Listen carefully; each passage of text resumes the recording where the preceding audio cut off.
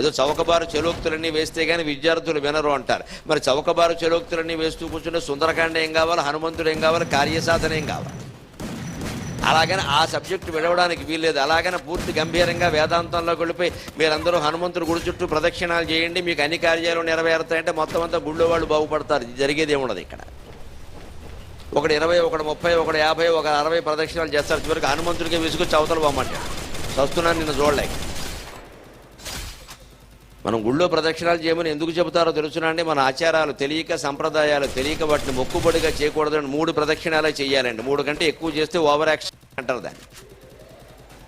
నేను మొక్కుకోనానండి, మొక్కుకోకల హనుమంతుడు కూడా విసుగొస్తుంది నీ మొహం చూసి మానయ్య, అవసరం లేదు. ఎందుకు 3 ప్రదక్షిణాలు దేనికంటే ఏదైనా 3 సార్లు చెబుతారు. 3 సార్లు ముమ్మాటికి చెప్పారు. ఎందుకంటే సత్వ రజస్తమో గుణాలు జీవితంలో 3 రకాల గుణాల కారణంగా 3 రకాల ఆటంకాలు ఏర్పడితే మనకి ఎప్పుడైనా హనుమంతుడి